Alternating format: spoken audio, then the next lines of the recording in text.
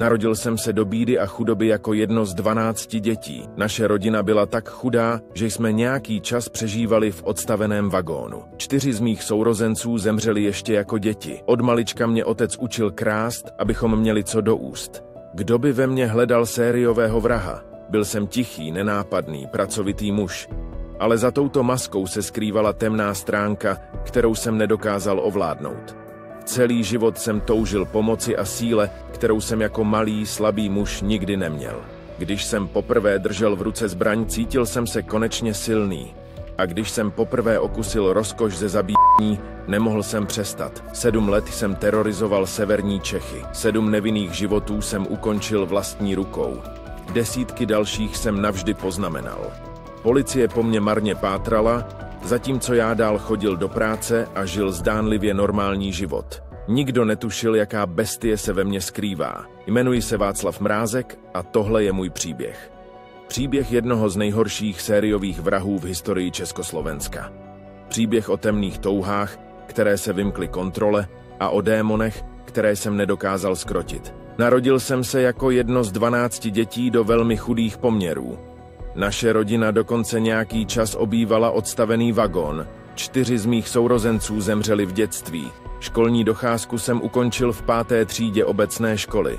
S vědomím rodičů jsem se opakovaně dopouštěl krádeží, především potravin a oblečení. Otec mě dokonce nutil učit krást i ostatní sourozence. Mým hlavním komplicem se stal bratr Karel.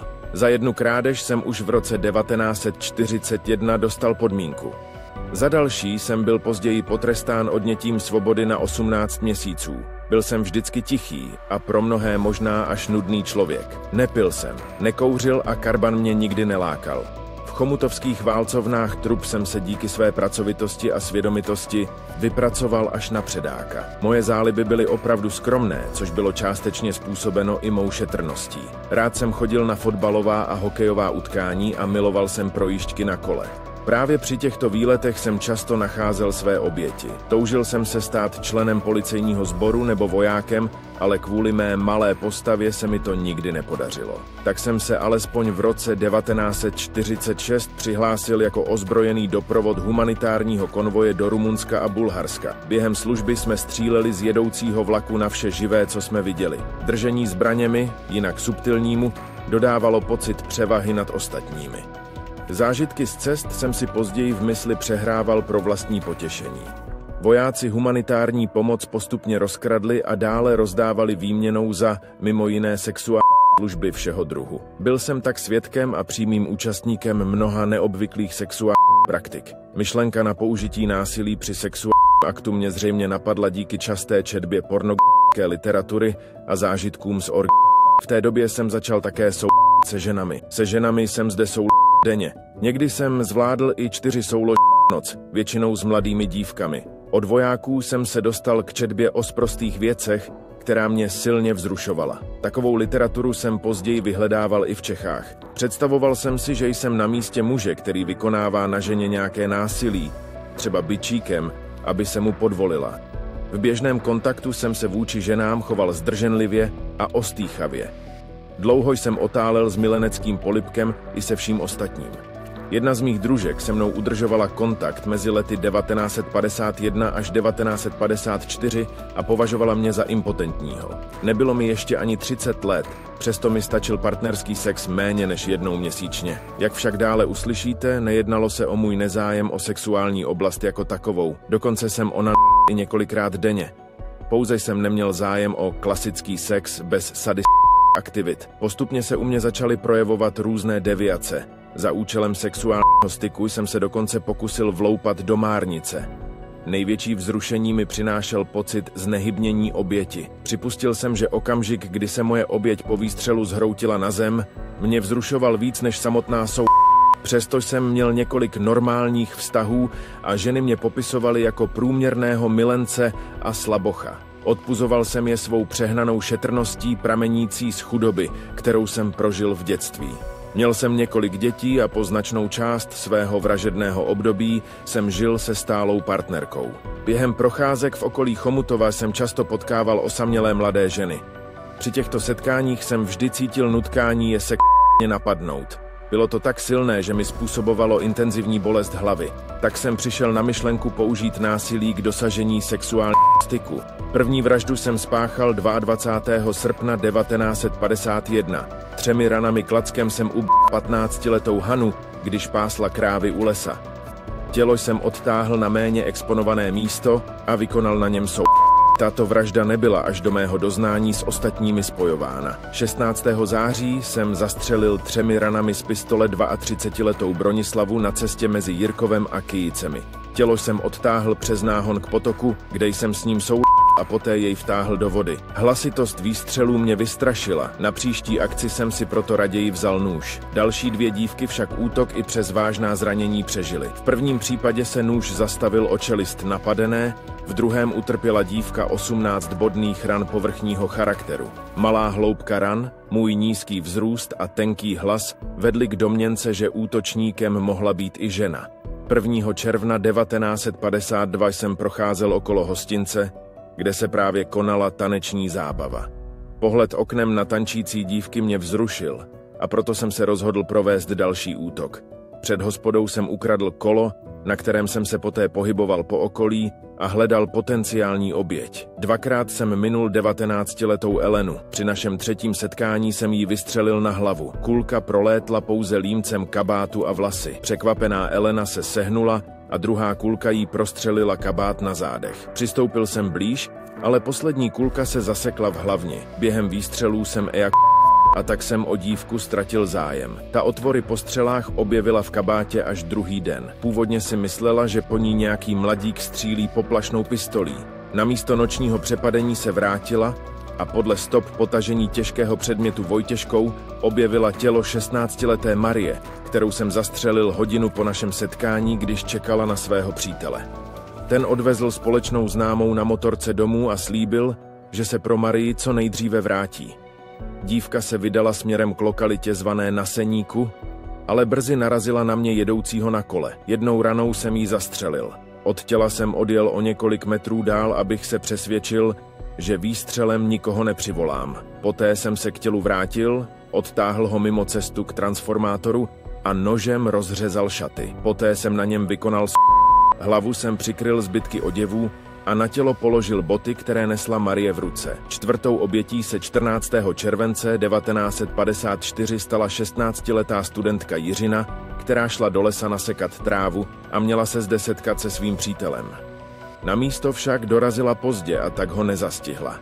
Potkala však mě, když jsem okolo ní projel na kole. Když jsem ji minul, sesedl jsem a zavolal na ní. Jakmile se otočila, střelil jsem jí do obličeje a s tělem vykonal Policie zahájila rozsáhlé vyšetřování.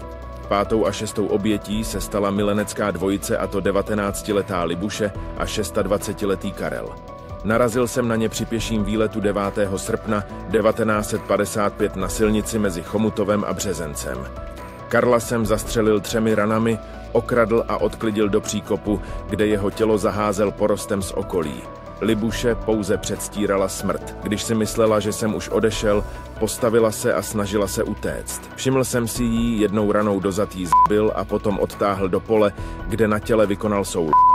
I přes rozsáhlé pátrací akce v oblasti Chomutovska, kde jsem spáchal většinu svých zločinů, jsem dlouho kriminalistům unikal. Poprvé v historii naší kriminalistiky byl vytvořen speciální tým, který v rámci akce Bronislava, podle jména první zastřelené, prověřil asi 25 000 podezřelých, zadržel několik hledaných osob a velké množství zbraní. Díky mému nenápadnému chování a stálému zaměstnání mě nikdo nepodezíral a já opět změnil způsob, jakým jsem útočil. Dalších několik žen jsem se pokusil všechny se však zachránili a přivolali pomoc. Kromě pokusů o vraždu jsem se zaměřil na velmi mladé dívky, které jsem znásilnil. Nejmladší z nich bylo pouhých 6 let. Při jednom takovém útoku jsem jen se štěstím unikl dopadení a pravděpodobnému lynčování. Děti jsem neusmrcoval, protože jsem to považoval za zbytečné. Byl jsem si vědom probíhající pátrací akce a mohl jsem získávat informace o postupu vyšetřování od svých známých, kteří pracovali u policie. Vyšetřování probíhalo i mezi mými podřízenými na pracovišti. Ze strachu z dopadení jsem se rozhodl změnit zaměstnání a odejít do Kladna. Vinou chyby úředníka se mi odchod podařil a mé jméno tak vypadlo ze seznamu lidí k prověření. Poslední, tentokrát loupežné vraždy, jsem se dopustil na manželce svého známého Ladislava, 57leté Alžbětě. Rozhodl jsem se je vykrást, protože se říkalo, že mají našetřeno dost peněz. V noci 9. listopadu 1956 jsem se vloupal do Beranova domu. Předpokládal jsem, že má Beran noční směnu a dům je opuštěný. V ložnici jsem však narazil na jeho ženu Alžbětu, která mě okamžitě poznala a vykřikla mé jméno. V posteli jsem jí ubil sekerou, kterou jsem předtím sebral na dvoře. Vraždu jsem neplánoval. Sekeru jsem chtěl použít k páčení. Její 11letou vnučku, která se v domě také nacházela, jsem donutil, aby mi pomohla hledat peníze a cennosti. Při odchodu jsem jí znal. Nemohla mě identifikovat, protože jsem si kapesníkem zakryl obličej. Bylo to 17. března 1957, kdy mě konečně odhalili. Při domovní prohlídce našli věci, které mě usvědčily. Ale začalo to už dřív, na dole Nejedlí v Libušíně, kde jsem pracoval jako lázeňský pracovník. Jednoho dne mě tam přistihli při krádeži. Horník s poraněnou rukou vyfáral dřív a nachytal mě, jak prohledávám oděvy v šatně. Věděl, že podobné krádeže se dějí často, a tak mě zadržel a zavolal policii. Při domovní prohlídce našli střihací strojek, který byl ukraden při poslední vraždě. Ve sklepě v duté noze Ponku objevili pistoli Walter Ráže 7,65 mm, která odpovídala zbrani použité při sérii vražd na Chomutovsku. Vyšetřovatelé byli šokováni, když zjistili, že celý můj byt byl vybavený kradenými věcmi. Zpočátku jsem přiznal jen několik krádeží. Dokonce mě umístili do cely s nastrčeným informátorem, ale tomu jsem se s ničím nesvěřil. Až když mi ukázali výsledky balistické expertízy, rozplakal jsem se a přiznal všechny vraždy i mnoho dalších zločinů. Věděl jsem, jak moc jsem škodil a choval jsem se naprosto systematicky, což mi umožnilo tak dlouho unikat spravedlnosti. Paradoxně jsem nesnášel pohled na krev. Mezi ukradenými věcmi byly i předměty, které mi vůbec k ničemu nebyly. Byl jsem také podezřelý z dalších 3 vražd spáchaných v roce 1951 v severních Čechách, ale k těm jsem se nikdy nepřiznal a ze 2 jsem byl později vyloučen jako možný pachatel. Přesto mě ještě v roce 1957 rychle odsoudili. Netušil jsem, že v naší zemi platí trest smrti a očekával jsem maximálně 10 let vězení. Ale za 7 vražd, 4 pokusy o vraždu a 14 případů zneužití jsem byl 29. prosince 1957 popraven v Pankrátské věznici. Téhož dne mi sejmuli posmrtnou masku a provedli pitvu. Následující den, 30. prosince, jsem byl zpopelněn v motolském krematoriu. Můj bratr Karel byl za společné krádeže odsouzen na 12 let. Václav Mrázek byl jeden z nejhorších sériových vrahů v historii Československa. A tak končí příběh Václava Mrázka, jedno z nejhorších sériových vrahů v historii Československa. Jeho život byl od počátku poznamenán chudobou, ztrátou sourozenců a kriminálními aktivitami, které mu byly vštěpovány už od dětství. Přestože se na první pohled jevil jako tichý a nenápadný muž, skrýval v sobě temné touhy a násilné sklony, které ho vedly k sérii brutálních vražd a sexuálních útoků. Václav Mrázek se narodil do prostředí, které bylo plné strádání a nedostatku. Jeho rodina žila na okraji společnosti, kde se každodenní boj o přežití stal normou. Už jako malý chlapec byl svědkem smrti svých sourozenců, což na něm zanechalo hluboké jizvy. Tyto tragické události se staly základem pro jeho budoucí psychické problémy. Vyrůstal v prostředí, kde násilí a kriminální chování byly běžnou součástí života, a to se na něm nevyhnutelně podepsalo. Mrázek byl mužem, který se nikdy nedokázal vyrovnat se svou touhou pomoci a kontrole.